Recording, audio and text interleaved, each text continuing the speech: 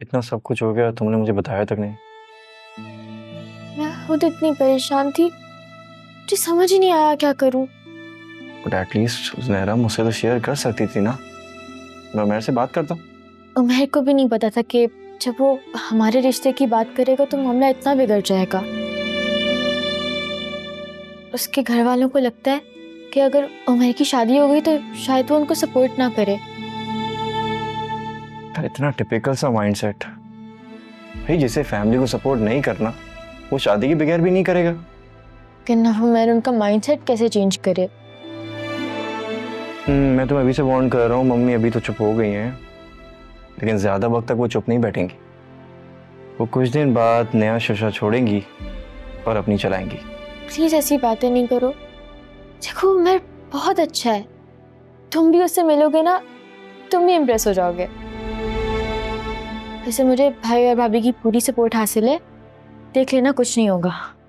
चलो गुड, जबरदस्त यार। But if you need any help, any support, Akram is always there. वैसे बेटा जहाँ तुम्हारी निगाहें हैं ना, वहाँ पे सबसे ज्यादा हेल्प की जरूरत तुम्हें है। अरे पगली, उसकी फिक्र न करो, तुम देखना मम्मी खुद उसे अपनी बहू बना के लेकर आएंगी। अच्छा जी, चलो देखते हैं। वैसे मैं, तुम और फिजा, हम तीनों किसी दिन लंच पे चले? वो तुम्हारी तरह फारिग नहीं है, बहुत बिजी रहती है। मम्मी से बात तो सुने। अच्छा आहिस्ता यार, क्या हो गया? चलेंगे साथ बस।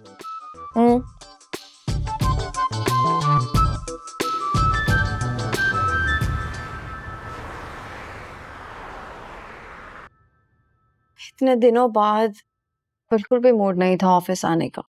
ऑफ कोर्स, इतनी अच्छी वेकेशंस के बाद किसका दिल करता है कि ऑफिस आकर वही रूटीन दोबारा स्टार्ट करे।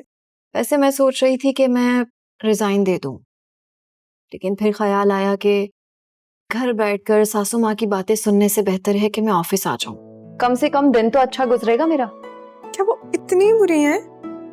नहीं, लेकिन ये रिश्ता ही ऐसा है। कहते हैं कि औरतें अपने शौहरों को किसी के साथ शेयर नहीं कर सकती, जबकि औरतें अपने बेटों को भी किसी के साथ शेयर नहीं कर सकती। तुम ना ये सोशल मीडिया पे लगा के उनको टैग कर दो। नहीं भाई, मैं वैसे भी उनकी गुड बुक्स में नहीं हूँ। वो एक नया महाज खोलकर बैठ जाएंगी ना बाबा। मिसालिया, मीट योर जीएम।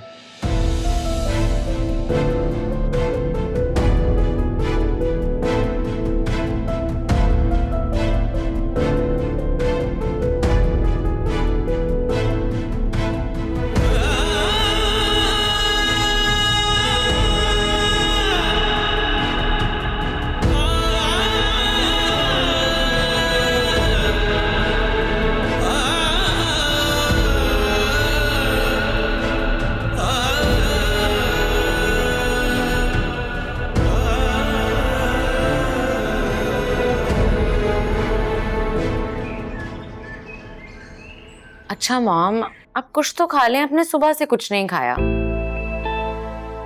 मैंने जो खाना था ना वो मैंने खा लिया, बस अब बिल्कुल दिल नहीं चाह रहा। अच्छा प्लीज मेडिसिन समझ के। यार मेडिसिन के अलावा भी तो जिंदगी में कुछ और हो सकता है ना, जिंदगी बचेगी तो। हमें एक दफा आपका ट्रीटमेंट कंप्लीट हो जाए, आई प्रॉमिस आप बिल्कुल ठीक हो जाएंगे। मैं ठीक हो सकती हूँ अगर तुम अपनी जिद छोड़ दो तो। फिर वही बातें आपने करना शुरू कर दी हैं। मम्मी, जब तक आप ठीक नहीं होती मैं तब तक किसी भी ऐसी चीज के बारे में सोचना नहीं चाहती। Why are you so stubborn बेटा? स्टबर्न तो मैं पैदाइशी थी, और आदतें बदली तो नहीं ना जा सकती ना। और मैं वैसे भी ऑफिस ज्वाइन कर रही हूँ दोबारा। घर में बैठे बैठे मैं तो बोर ही हो जाती हूँ, अच्छा टाइम पास हो जाएगा। ऑफिस? कौन सा ऑफिस? मेरा पुराना ऑफिस, वो एक्चुअली मैंने अपने सीईओ को कॉल की थी और उन्होंने मुझे बताया कि मेरी पोस्ट दोबारा से अवेलेबल है और मैं इमीडिएटली ज्वाइन कर सकती हूँ। तो बस कल से ऑफिस स्टार्ट। तुम ऑफिस ज्वाइन कर रही हो क्योंकि वासे वहां होता है ना? हाँ। Why are you doing this? Move on, बेटा. Live your life and let him live his life. क्यों नहीं समझ आ रहा तुम? मॉम, मैं आपको कितनी बार बता चुकी हूँ, मैं वासे के बिना नहीं रह सकती। तुम बहुत बड़ी गलती कर रही हो। मैं उसी गलती को ही तो ठीक करना चाह रही हूँ, और ये बात मुझे बहुत अच्छे से पता चल गई है। ओके, तुम्हें शादी नहीं करनी ना, मत करो शादी।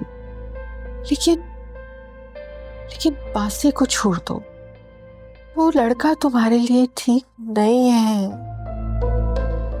मेरे लिए क्या ठीक है और क्या नहीं, ये मैं अच्छे से जानती हूँ। आप परेशान ना हो।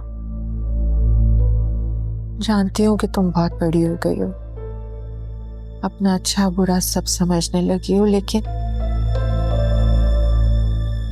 बेटा वो मैरिड है। तो क्या हो गया इफ ही इज मैरिड? मेरी भी तो शादी हुई थी, खत्म होगी ना। और वो कौन सा अपनी शादी में बड़ा खुश है? जबरदस्ती के रिश्ते ज्यादा अरसा नहीं चलते, एक ना एक दिन खत्म हो जाते हैं। और देखिएगा, उसकी भी खत्म हो जाएगी।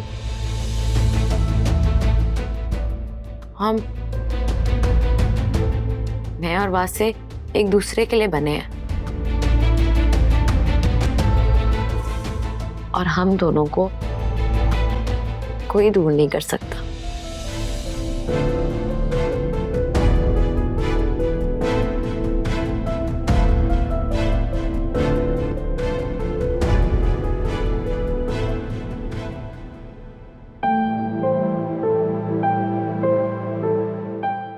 आई थिंक आपको मेरा दोबारा ऑफिस ज्वाइन करना अच्छा नहीं लगा। अच्छा या बुरा लगने वाली कौन सी बात है, लेकिन हाँ, मैं सरप्राइज्ड हूँ, बिकॉज मुझे उम्मीद नहीं थी कि सिंगापुर शिफ्ट हो जाने के बाद आप वापस आएंगे, क्योंकि लोग ऐसा करते नहीं हैं। Actually you are right. मेरी एक आंटी हैं जिन्हें कैंसर डायग्नोस हुआ है, तो बस मैं चाहता हूँ कि उनके साथ ज़्यादा टाइम स्पेंड करूँ। यहाँ से ऑफर थी, so I decided to rejoin, that's it. I am so sorry, मुझे अफसोस हुआ उनका सुनकर। अल्लाह पाक उन्हें सेहत दे। आमीन। मैं उम्मीद करती हूँ कि पहले जो कुछ भी हुआ है उसे भुलाकर हम आगे बढ़ जाएं। मैंने आपसे बहुत कुछ सीखा है, मैं मज़ीद आपसे बहुत कुछ लर्न करना चाहूँगी। You don't have to be worried. आपको मेरी तरफ से कोई कंप्लेन नहीं मिलेगी, और वैसे भी मैं लाइफ में मूव ऑन कर चुका हूँ। ये मिलना बिछड़ना तो बस खेल है किस्मत का, कोई दूर भी जाकर दिल